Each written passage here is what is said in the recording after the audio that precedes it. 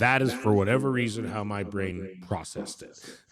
How the characters were introduced, how the conflicts between them were set up, how they played out throughout the movie, how they resolved themselves or didn't resolve themselves throughout the movie, how they manifested in set pieces and sequences that exemplified the conflicts and the themes and the tensions between the characters. For whatever reason, from a very young age, I was able to understand and write those things. And I look back now as like a 40-year-old person who has produced and helped countless people with their screenplays and written countless screenplays. Like, there are things about like what we put into Superbad as like 14-year-olds that are like fundamentally functional and good in a way that is like beyond like the average 14-year-old's ability, the average writer's ability in a lot of ways, And that is something that me and Evan really we were lucky.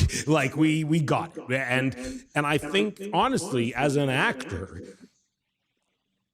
I mostly credit my ability to act through a writing lens. And I think as an actor, I understand what the story needs. I understand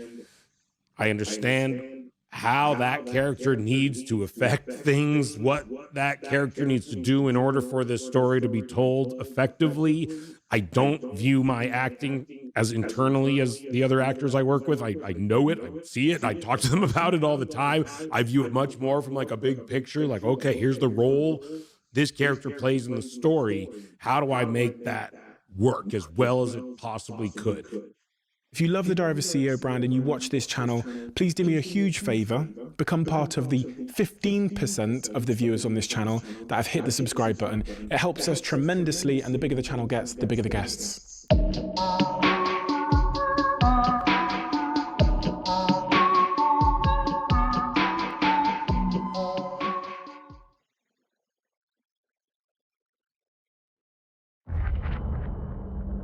This game, you're not ready for it.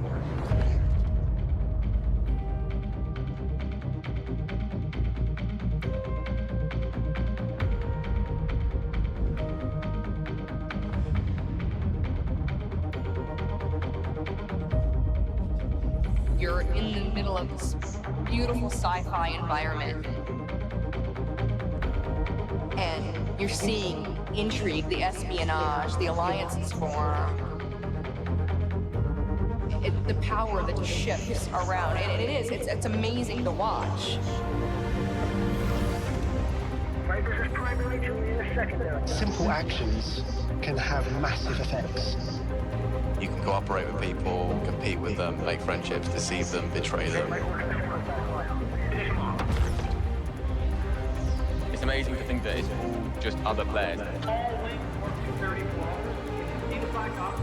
More players start coming. It just starts this complete cascade of actions, and you don't know what's going to happen. It is a free-for-all. We'll get locked up and shot instantly. People start dying left, right, and center. It's just something that you can't get anywhere else. It's just the rush like no other. Everybody's on this journey and writing their own stories, and that is probably the simplest way I can describe it.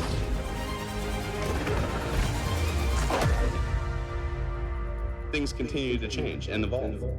It's awesome. I love it. Part of Eve.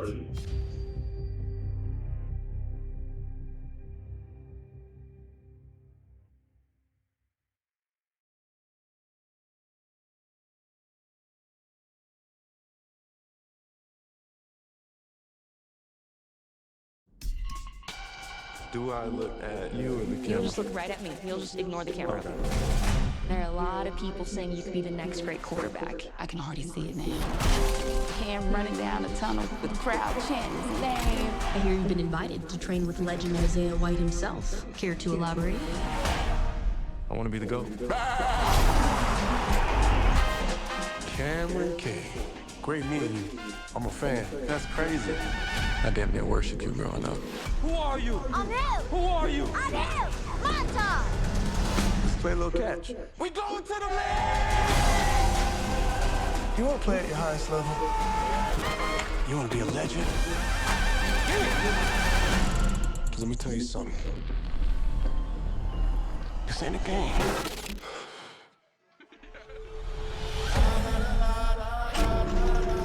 Who are they? Just gonna toss the ball around a little.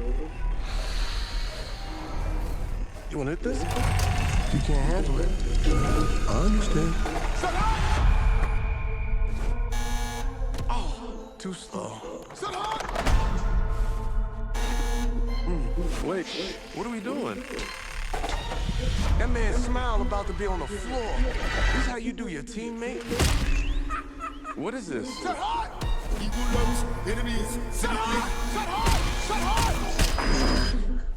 In this game, violence is rewarded, so learn to enjoy it. Get your shit together! Activate my hit.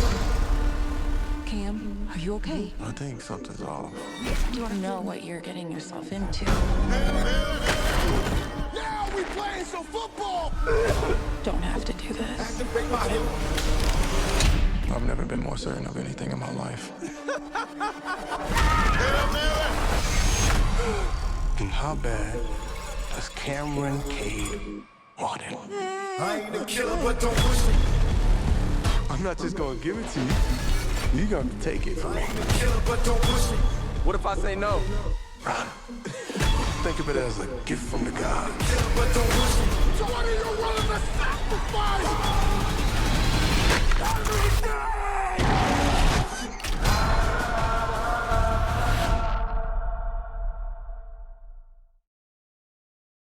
Has it ever hurt you? It hurts everyone. Yes, very much so. I think all creative people have self-doubt. If most critics knew how much it hurt the people that made the things that they are writing about, they would second guess the way they write these things. Like, it's devastating. Any opening weekend, honestly, and any time I have a thing coming out, it sucks. You use the word doubt yourself now. What's your journey been with self-doubt? People would obviously look at you and assume that you have zero self-doubt because you've been so successful at what you've done. I think all creative people and people who have creative pursuits in their life have self-doubt. Like, it's impossible to put yourself out there. I think, from my experience and from meeting all the creative people I've met in my life, from people who, you know, it's their first day on set, you know, and they have one line, to Steven Spielberg, they all have self-doubt. They're all worried people won't like what they're doing, that people are going to think it's stupid, that they're going to think they're stupid for wanting to do it, that they're going to just reject it and by proxy reject them. You know, that is, from my experience, pretty constant across the board for all creative types who genuinely care about what they do. I'm sure there are some people who technically are maybe actors or something and do not have any of that, but they're probably not very good and don't care that much about what they do. You know what I mean? But in general, from my experience, I would say that applies to creative people, is self-doubt. And for me, it comes in waves. You know, you make a thing everyone likes, gets a little better. You make a thing everyone fucking hates, it gets a little worse. And that's a part of also doing what, I do, is you get, it's funny. I was saying to someone I work with the other day, I'm at the point, it's funny in my career where not a lot of people are in a position to yell at me in my job. But the New York Times will publish an entire article saying I suck at my job. And so that's the trade-off, is I worked my way up to not having to deal with that much personal conflict and face-to-face conflict, but I will have a cultural institution tell everyone that I suck, and so that's kind of that will add self-doubt, things like that, and so it's for me something that's present, but I try not to let it stop me from doing the things that I think are interesting and the things that I think I would enjoy watching, you know. Has it ever hurt you? Oh yeah. I mean, what self-doubt? I'd say a lack of self-doubt has maybe hurt me at times. I mean, like the criticism, like someone. Oh yeah, of course, it hurts everyone. Yes, very much so. I think if most critics knew how much it hurt the people that made the things that they are writing about, they would second guess the way they write these things. Like, it's devastating. It takes years. I know people who never recover from it. Honestly, decades of being hurt by, because it's very personal, you know. It is personal, you know. And so it is devastating when you are being like institutionally told that your personal expression was bad.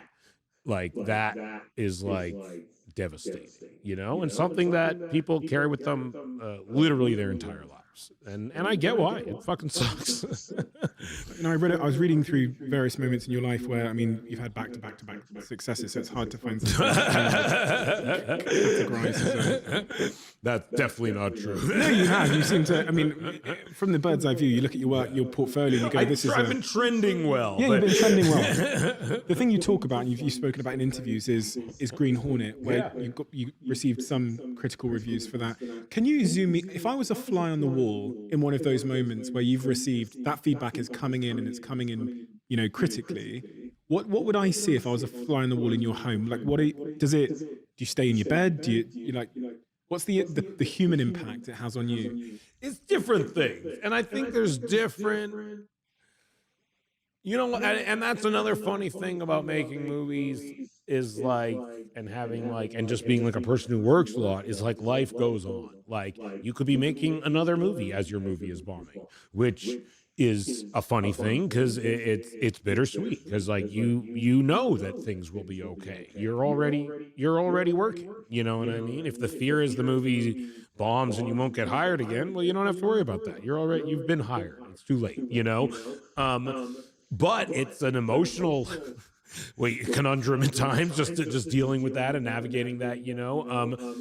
For Green Hornet, it's fine. Literally, yeah, like the critics the reviews were coming out and it was pretty bad, and people just kind of like hated it. Like, it seemed like a thing people just were taking like joy in disliking a lot. You know what I mean? But it opened to like $35 million, which was like, I think at the time, the biggest opening weekend I'd ever been associated with in any capacity. And so it was also like, it did pretty well. And it was a funny thing where it really didn't, that one, and that's what's nice sometimes is like, you do get, you know, you can grasp for some sense of success at times, you know, but I honestly think things like The Interview were more like painful as far as like people really taking joy and talking shit about it and really kind of questioning, you know, the types of people that would want to make a movie like that in general. Like, I think, yeah, that felt far more personal. I think Green Hornet felt like I just had fallen victim to like, which was true, like you know, a big fancy thing, which was like a super hit. And we were just kind of like also like ahead of the curve a little bit too much, I think, as well, to some degree. Like, we were early on that wave, you know, and so I think that was easier to deal with in a lot of ways, because it was like not so much like a creative failure on our parts, but more like a conceptual failure. I think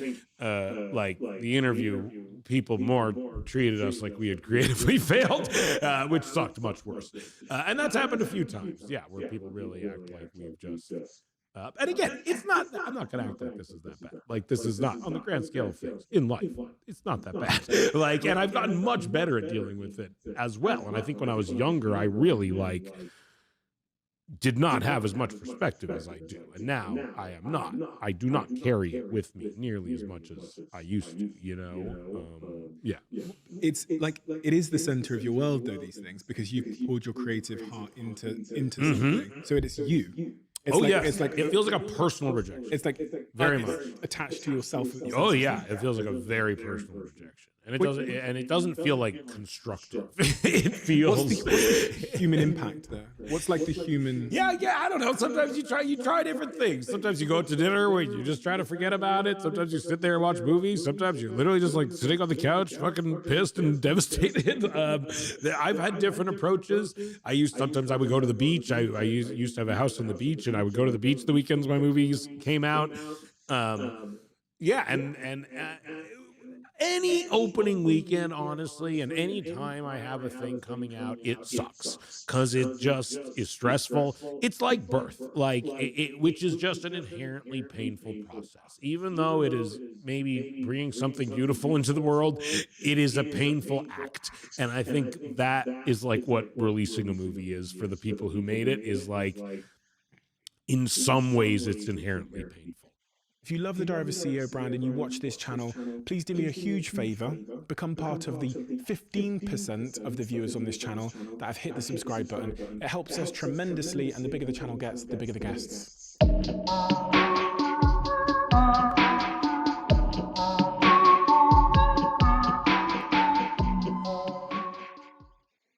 Introducing the second-generation Blink Video Doorbell, designed to give you complete peace of mind no matter where you are.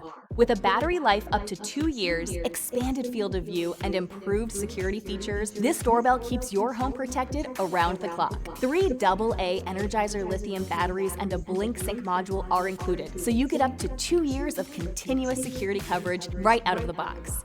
See everything happening at your door with crystal clear HD video with a head-to-toe view that captures every detail. Whether you're greeting guests or monitoring package deliveries day or night, the infrared night vision ensures you never miss a moment. Stay connected with the two-way talk through the Blink app. Hear what's happening and speak directly to visitors from anywhere. It's like being home, even when you're not. The Blink Video Doorbell's second generation. Advanced security, exceptional battery life, and total peace of mind for your home. Blink and get more. The smartest people on earth know how to spot a good deal. That's why they shop at Ollie's first. You'll save up to 70% off the fancy store's prices. So you go, you smart and savvy shopper. You know where the real deals are, where they sell good stuff cheap. Ollie! Good stuff cheap!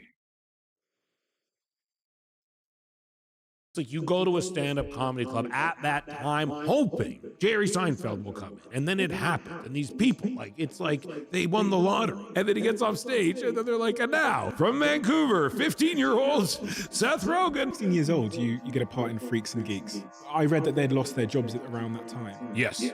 And that made you the sole breadwinner in the house. Basically, yes. Do you remember the instance where Jerry Seinfeld showed up?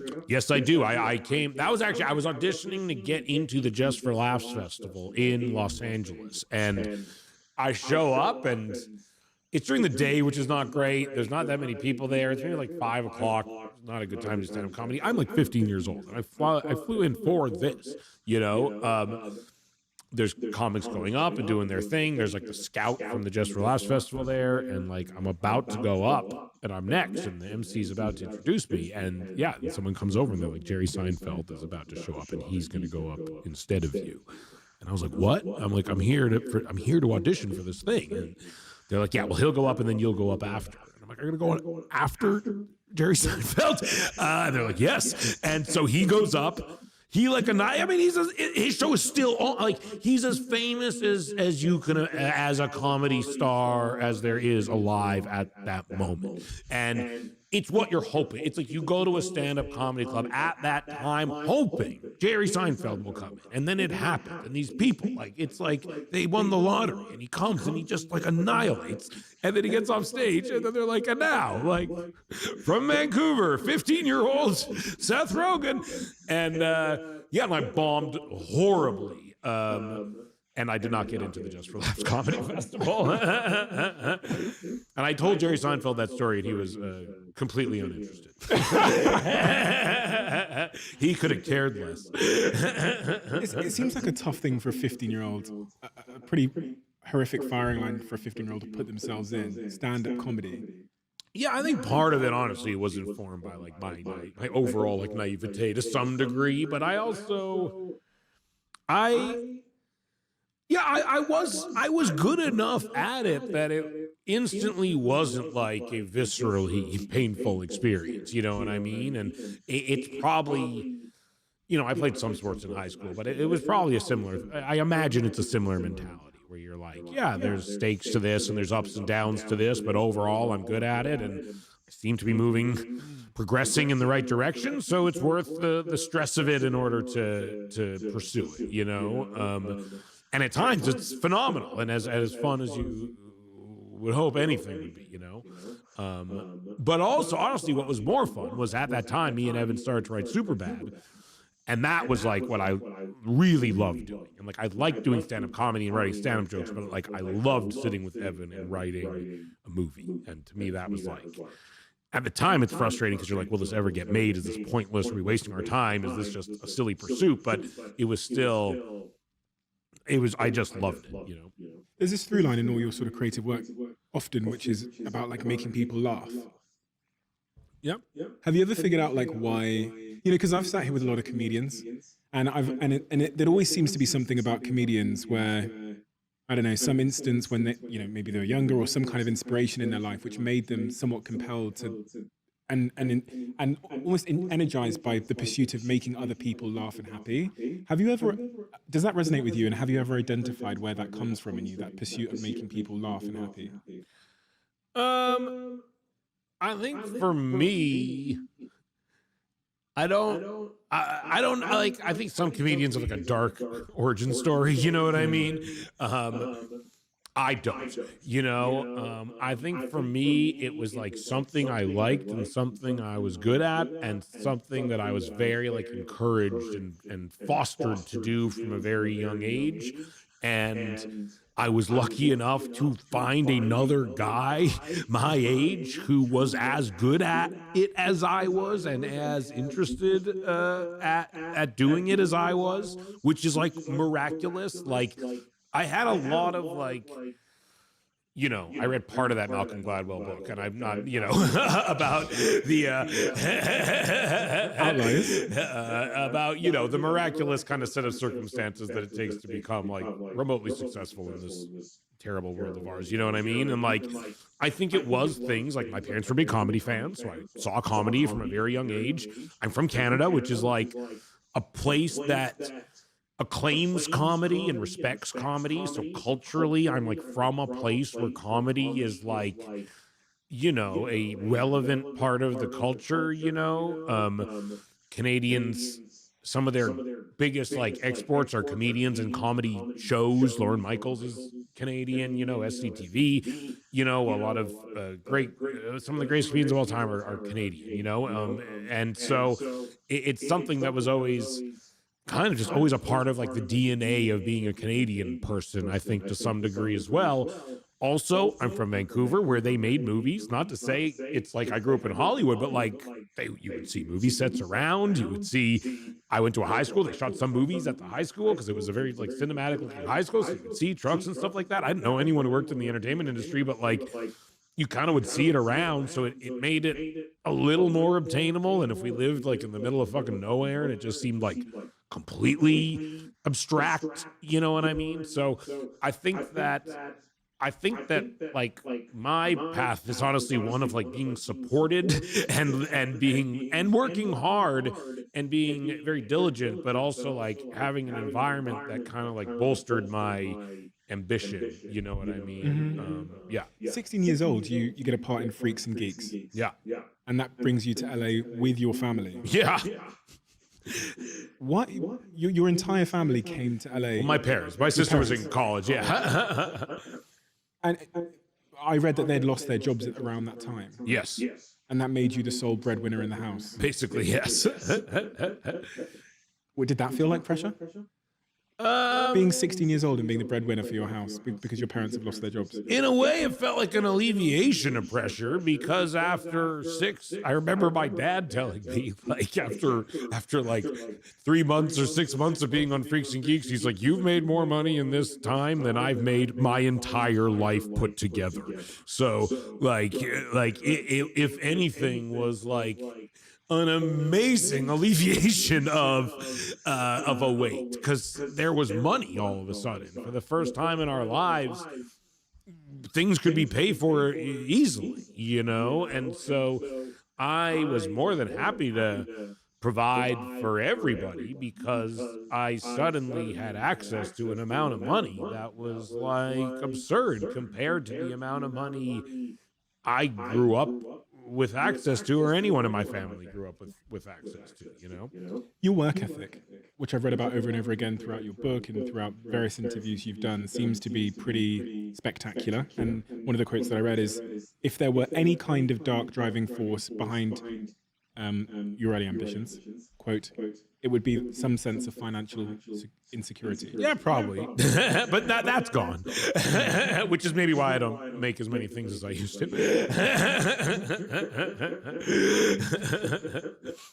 That's an interesting journey to go on, being driven by having that sort of financial insecurity, developing a real sort of strong relationship with work, and then that falling away. Yeah, and it fell away pretty fast, I think, honestly. Like, I think by the time there was a point.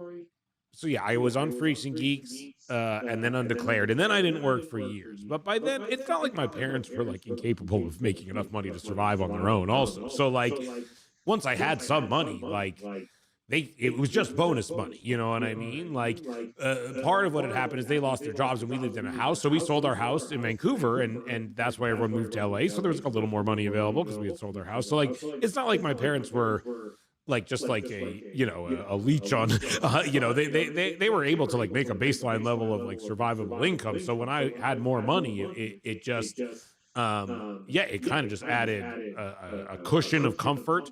And then there were times, then they moved back to Canada when I was like 18, and I was in LA, and that's around when I became unemployed for years and years. So I did then start to have financial burden, but it was like a it was my own financial burden. And it was not, I did not feel like I was letting my whole family down or not, providing for my whole family. It was more, myself was like, oh, I might have to move back in with my family because I might not be able to afford to live in Los Angeles for longer, because I was unemployed for years, basically. Yeah. You were unemployed for years and years. Yeah. After that first role on Freaks and Geeks. Yeah, we did Freaks and Geeks, and we did a show called Undeclared that was on Fox in 2000, 2001, and then I basically didn't work for like 3 years essentially. Yeah. What's going through you're presumably doing auditions and stuff like that. Yeah. Does it ever, like, what's that phase like of unemployment? Most people quit at that point. That's the point where you say, fuck this. That didn't even occur to me. I did not. I was pretty kind of had like a chip on my shoulder to some degree. I was writing a lot still, we were still, that's probably when we wrote Pineapple Express, so we had finished Superbad. No one wanted to make it. But we thought it was good, so we kind of put it on the shelf. We're like, let's write another movie.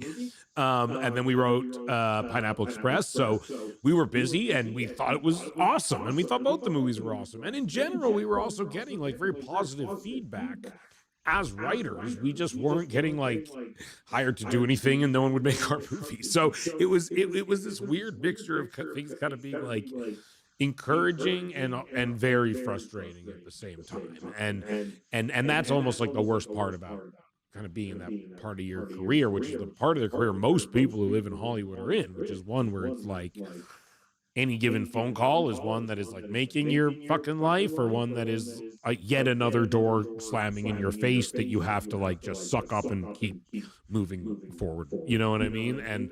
And so that's happening a lot at that time.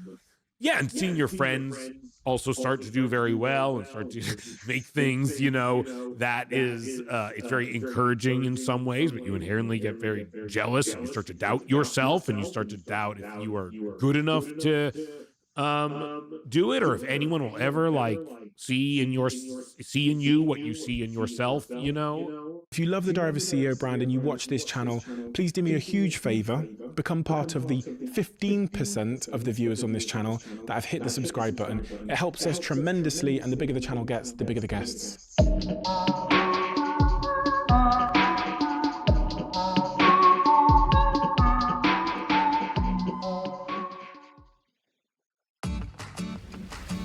Warm weather means bug-smeared windshields and covered front bumpers. At Tidal Wave Auto Spa, we remove stubborn bugs by pre-washing the front and back of your car before you enter the wash. Then, our advanced washes will leave your car sparkling clean with a flawless shine. Afterwards, take advantage of our free, powerful vacuums, cleaning cloths, and glass and surface sprays for the perfect finishing touch. So when bugs start bugging you, find relief with our bug-busting pre-wash and get clean car happy at Tidal Wave Auto Spa. Visit TidalWaveAutoSpa.com to find a location near you and catch the happy wave today. Great ideas can come from anywhere. With Wix, you decide where they go.